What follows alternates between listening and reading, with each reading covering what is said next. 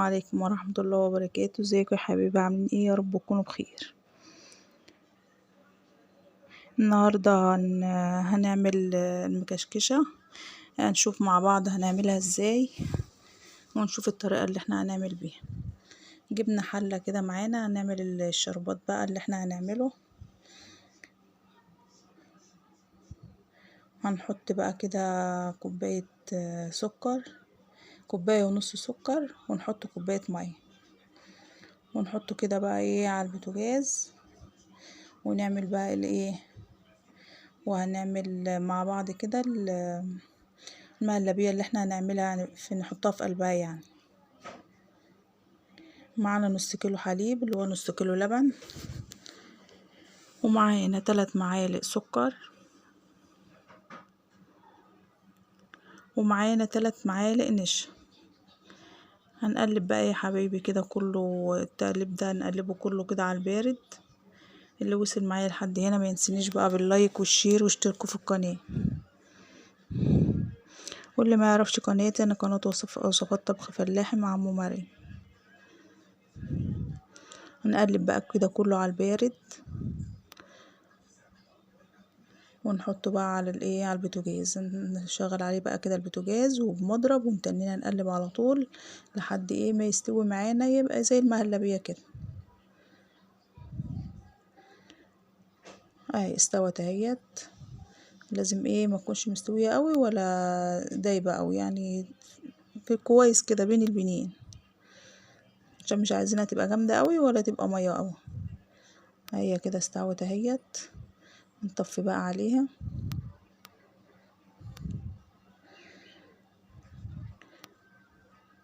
وبعد ما نطفي عليها نقوم جايبين فانيليا، باكو فانيليا كده، ونقوم حاطينه بعد ما نطفي ايه النار عليها، علشان الفانيليا اما تطفي النار وتحطيها بتبقى ريحتها كده اي حاجه هتحطيها عليها يعني، انما تحطيها في النار الريحه بتاعتها بتروح منها. جبنا الصينيه بقى بتاعتنا، ومعانا لفه الجلاش اهيت. جايبين لفه جلاش كده ببعضها، فردناها اهيت. وجبنا الصينيه بتاعتنا. هنعوز بقى الصينيه سمنه، ونفرد فيها الايه ورقتين جلاش، يعني نفرد كده ورقه كده وورقه كده، المهم نداري الصينيه كلها وعلى الحروف كمان. ونعص ايه بعد ما نفرد الجلاش نعصه كده سمنه. عايزين نداري الحروف علشان لما نيجي نحط المهلبيه بتاعتنا ما تلزقش في الحرف بتاع الصينيه. وبالفرشه وتعوصي برضو ايه، وتعوصي سمنه.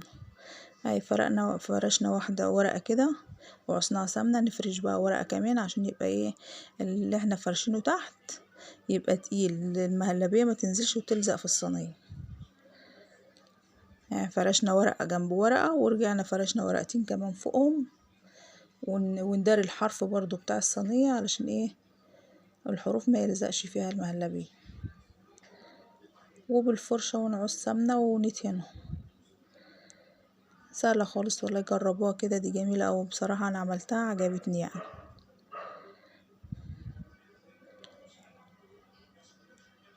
ونجيب الفرشه، اهم حاجه تداري بيها الحروف، ونجيب الفرشه ونقوم عايسينها سمنه. صلوا على الحبيب يا حبايبي، عليه افضل الصلاه والسلام. تجيبي الفرشه كده وتعصي سمنه الورقه عشان ايه تبقى مورقه كده، وكل ورقه لوحدها.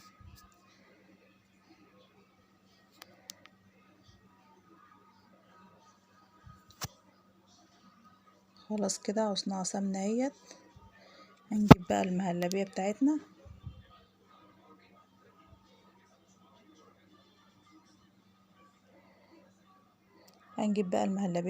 كده ونكبها في الصينيه.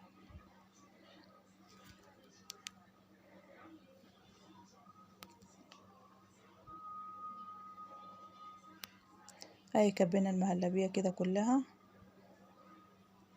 ونداري بقى الايه الحروف. نخلي بالنا ما نخليش المهلبيه تلزق في الحروف بتاعه الصينيه.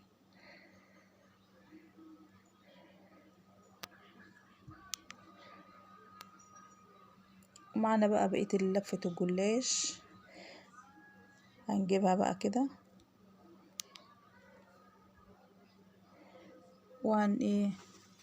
هنقسمها 2. عشان الورقة ما تبقاش طويلة اوي. هنقسم ايه هنقسم لفة الجلاش 2 عشان الورقة ما تبقاش طويلة، ونلم الورقة على بعضها كده، نكشكشها كده ببعضها وناخدها نقوم رصينها في الصينية. لا اما تلمي الورقة كده تكشكشيها ببعضها وتحطيها، بس تقسميها عشان ما تبقاش كبيرة قوي، يعني تقسمي لفة الجلاش نصين. لا اما تعمليها زي المروحة كده، عارفين المروحة اللي كنا بنعملها زمان دي بورق الكياريس اهي، نكشكشها كده ببعضها ونروح حاطينها.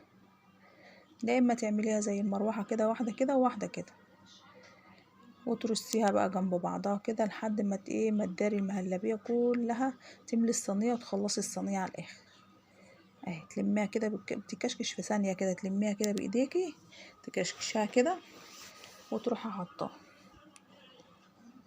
عملنا معاكم بقى شوية دولت، نكمل بقى الصينية ونرجع لكم اهي. ملينا كده الصينية وخلصناها. هنجيب بقى بالفرشة كده السمنة ونعوص الورق بتاعنا، بين الورقة والورقة لازم نعوصها سمنة عشان تبقى تبقى مفرفرة كده وحلو، الورق ما يلزقش ببعضه اهي. بالفرشة كده وتعوصي كل ورقة كده بين الورقة دي والورقة دي، وتروحي عايصاها سمنة لحد ما تدهني الصينية كلها كده سمنة. بس ما كتريش برضو يعني، او السمنة بقى اللي بيحبها دسمة بقى يكب سمنة زي ما هو عايز، بس انا بحب الحلويات ولا مسكرة قوي ولا دسمة قوي، يعني في المعقول. هي تعصيها بقى كلها كده سمنة، تتهنيها بقى كلها كده، وفي الفرن ونحطها اهي. بص كده السمنة بين الورقة والورقة ازاي مفرفرة خالص اهي. هتولعي بقى الفرن من تحت لحد ما تحمر من تحت، وبعدين تشغلي الشواية تحمري وشها من فوق، او عايزة تشغلي الفرن من فوق من تحت اللي هو فرن الكهرباء ده. لو فرن كهرباء شغلي الاتنين مع بعض. فرن البوتاجاز شغلي من تحت الاول شوية لحد ما تبتدي كده تحمر من تحت، وبعدين تقومي مشغله الشوايه عليه. فرن كهرباء شغلي الاتنين على بعض. هنحطها بقى في الفرن كده تحمر اي حبايب احمرت اهيت وطلعناها. عاملين بقى الشربات بتاعنا، نجيب بقى الشربات بتاعنا كده ونرش عليها كده بالراحه، مش عايزين برضو نكتر شربات قوي عشان احنا عاملين المهلبيه وحاطين في قلبها حاطين في قلبها سكر بتاع ده، المهلبيه حاطين في قلبها سكر، فاحنا ما نكترش برضو شربات قوي عشان ما تبقاش معسله قوي برضو، ولا اللي بيحبها برضو مسكره يكتر بقى براحته اي حبايب. هنقطعها بقى، نقطع الصينيه بتاعتنا، اللي عايزها تبقى طريه الوش بتاعها يبقى طري ما يبقاش ناشف، يغطي الصينيه بعد ما تحط الشربات. اللي عايز بقى تبقى ناشفه كده ومقرمشه الوش بتاعها سيبوها مكشوفه ما تغطوهاش، يعني انت لو غطيتيها بعد ما تحطي الشربات الوش بتاعها هيبقى طري. في ناس بتحبها طريه وفي ناس بتحبها مقرمشه، فكل واحد بقى حسب راحته حسب ما هو عايز يعني. هنقطع بقى الصينيه بتاعتنا كده، قطعي بقى حسب الخرط اللي انت عايزاها، عايزه خرط كبيره عايزه خرط صغيره، كل واحد حسب راحته. نطلع حته معانا كده عشان نشوف مع بعض يا حبيبي. والله انا جربتها جميله عجبتني بصراحه، جربوها كده وقولوا لي قولوا لي رايكم كده في التعليقات، وقولوا لي ايه رايكم فيها. او بصوا بصراحه جميله يا حبيبي. اللي يعجبه الفيديو بقى ما ينسنش بقى باللايك والشير واشتركوا في القناه، ويا رب المكشكشه بتاعتنا النهارده تعجبكم. والسلام عليكم ورحمه الله وبركاته.